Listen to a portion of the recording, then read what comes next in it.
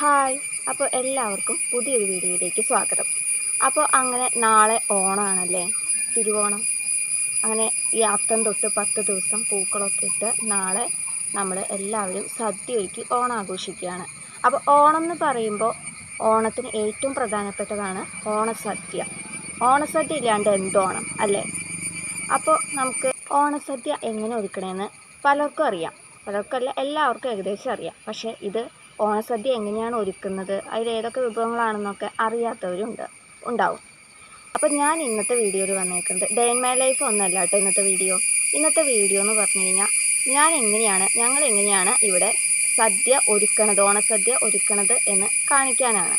അതായത് എന്തൊക്കെ വിഭവങ്ങളാണ്, എങ്ങനെയാണ് ഉണ്ടാക്കണത് എന്നാണ് കാണിക്കാൻ പോണത്. എല്ലാ വിഭവങ്ങളും ഇല്ല കേട്ടോ. ഓണസദ്യ എന്ന് പറയുമ്പോൾ ശരിക്കും 25 കൂട്ടം വിഭവങ്ങളാണ് ശരിക്കും അങ്ങനെയാണെന്ന് തോന്നുന്നത്. അപ്പോൾ അത്രയും ഒന്നുമില്ല. ഒരു ചെറിയൊരു 10 കൂട്ടം വിഭവങ്ങളൊക്കെയുള്ള വിഭവങ്ങളാണ് ഈ വീഡിയോയിലൂടെ ഞാൻ പരിചയപ്പെടുത്താൻ പോണത് കേട്ടോ. ഞാൻ കാണിച്ചു തരാൻ പോണത്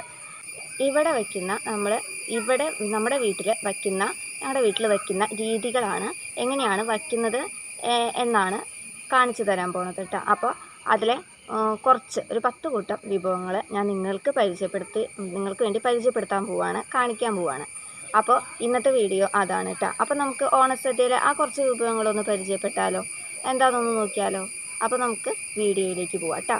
അപ്പോൾ എല്ലാവരും കാണുന്നവരൊക്കെ വീഡിയോ സ്കിപ്പ് ചെയ്യാണ്ട് മുഴുവനായിട്ട് കണ്ട് സബ്സ്ക്രൈബ് ചെയ്യുക, ഒപ്പം ലൈക്ക് ചെയ്യുക, പിന്നെ മറ്റുള്ളവർക്കായിട്ട് ഷെയർ ചെയ്ത് കൊടുക്കുക. എന്നാലാണ് കൂടുതൽ പേരിലേക്ക് നമ്മുടെ ഈ ചാനൽ എത്തുള്ളൂ കേട്ടോ.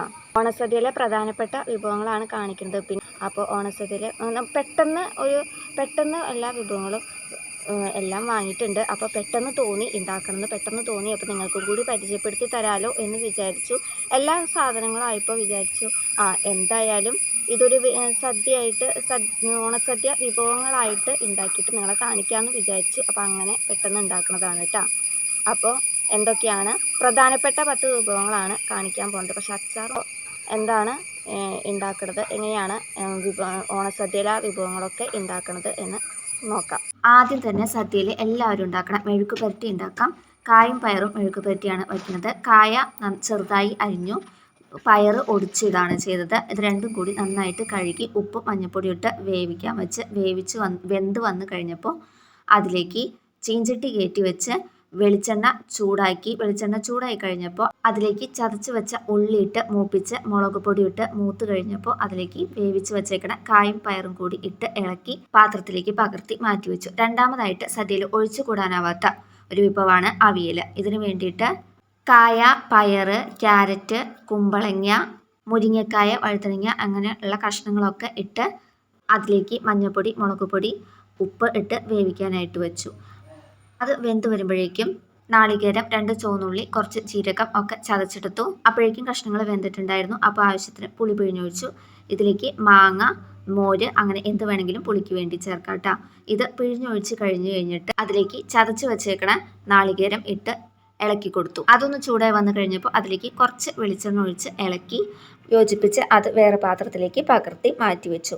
ഇനി സാമ്പാറിന് വേണ്ടി കുറച്ച് പരിപ്പ് നന്നായിട്ട് കഴുകിയെടുത്ത് ഒരു കുക്കറിലേക്ക് ഇട്ട് 2 കപ്പ് വെള്ളം ഒഴിച്ച് തിളച്ച് പോവാണ്ടിരിക്കാൻ നുള്ള് വെളിച്ചെണ്ണ ഒഴിച്ച് വേവിച്ചെടുത്തു. അത് ഒന്ന് ഉടഞ്ഞു വരണം പരിപ്പ്. അത് ഒന്ന് ഉടഞ്ഞു വന്നു കഴിഞ്ഞപ്പോൾ കഷ്ണങ്ങൾ ചേർത്ത് കുറച്ച് ഉപ്പും മഞ്ഞൾപ്പൊടിയും ഇട്ട് നന്നായിട്ട് ഇളക്കി വേവിക്കാൻ വെച്ചു. അത് കഷ്ണങ്ങളൊക്കെ വെന്ത് വന്നു കഴിഞ്ഞപ്പോൾ ആവശ്യത്തിന് പുളി പിഴിഞ്ഞൊഴിച്ചു. മത്തങ്ങ ഇട്ടിട്ടുണ്ടായിരുന്നു. അപ്പോൾ അതിൽ മത്തങ്ങ കഷ്ണം നന്നായിട്ട് ഉടച്ചു കൊടുക്കുകയാണ്, ഒന്ന് കുറുതായി കിട്ടാൻ വേണ്ടിയിട്ട്. അപ്പോൾ അങ്ങനെ കഷ്ണങ്ങളൊക്കെ ഉടച്ചു കൊടുത്തു.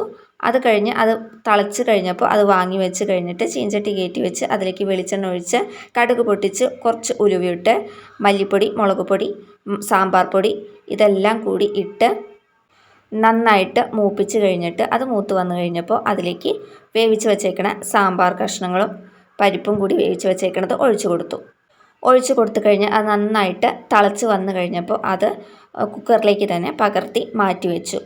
കടുക് പൊട്ടിക്കുമ്പോൾ വറ്റൽമുളകും കറിവേപ്പിലയും കൂടി ചേർക്കാം. ഞാൻ ചേർത്തിട്ടില്ല.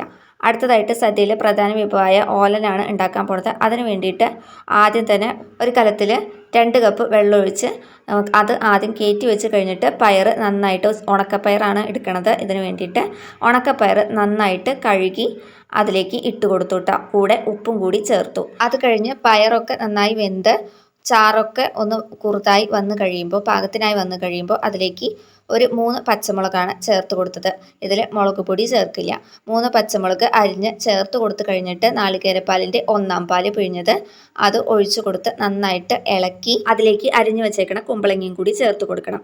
കുമ്പളങ്ങ അതിൽ കിടന്നിട്ടാണ് വേവേണ്ടത്. അപ്പോൾ കുമ്പളങ്ങയൊക്കെ വെന്ത് ചാറൊക്കെ കുറുതായി വന്നിട്ടുണ്ട്. ഇനി അതിലേക്ക് പിഴിഞ്ഞു വെച്ചേക്കണം 1/4 പാൽ കൂടി ചേർത്ത് നന്നായിട്ട് ഇളക്കി നാളികേരപ്പാൽ ചേർത്ത് കൊടുത്തത് ഒന്ന് ചൂടായി വരുമ്പോൾ അതിലേക്ക് കുറച്ച് വെളിച്ചെണ്ണ ഒഴിച്ചു കൊടുത്ത് ഇളക്കി അപ്പം തന്നെ ഒരു പാത്രത്തിലേക്ക് പകർത്തി മാറ്റി വയ്ക്കുക.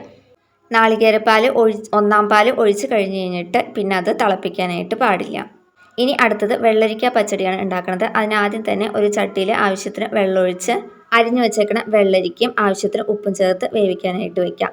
വെള്ളരിക്ക വെന്ത് ചാറൊന്ന് കുറുതായി വന്നു കഴിയുമ്പോൾ അതിലേക്ക് നാളികേരം, ജീരകം, കടുക്, പച്ചമുളക് ഇതെല്ലാം കൂടി അരച്ച് എടുത്ത അരപ്പ് അതിലേക്ക് ചേർത്ത് കൊടുക്കുക.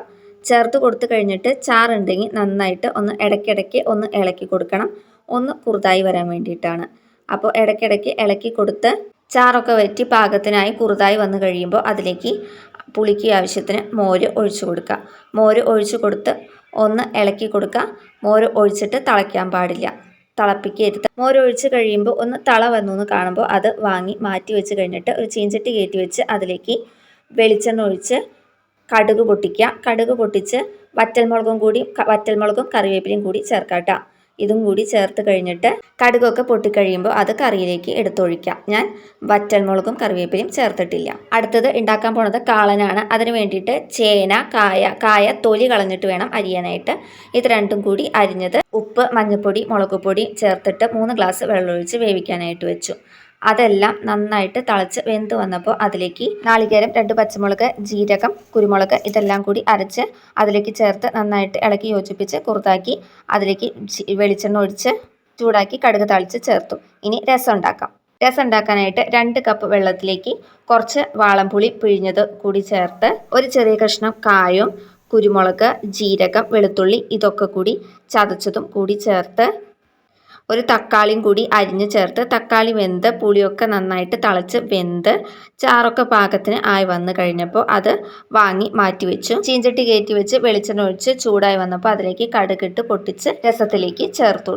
ഇനി ക്യാബേജ് ഉണ്ടാക്കാനായിട്ട് ക്യാബേജ് അരിഞ്ഞ് ഒരു പിടി നാളികേരം, 2 പച്ചമുളക്, മഞ്ഞൾപ്പൊടി, ഉപ്പും കൂടി തിരുമ്മി വച്ച് കഴിഞ്ഞിട്ട് അടുപ്പുമേക്ക് ചീഞ്ചട്ടി കയറ്റി വെച്ചിട്ട് ചീഞ്ചട്ടി ചൂടായി കഴിഞ്ഞപ്പോൾ അതിലേക്ക് വെളിച്ചെണ്ണ ഒഴിച്ച് വെളിച്ചെണ്ണ ചൂടായപ്പോൾ കടുക് പൊട്ടിച്ച് അതിലേക്ക് ഈ തിരുമ്മി കൂട്ടി യോജിപ്പിച്ച് വെച്ചേക്കണം ക്യാബേജ് ഇട്ട് നന്നായിട്ട് ഇളക്കി വേവിച്ച് അതൊരു പാത്രത്തിലേക്ക് മാറ്റി വെച്ചു.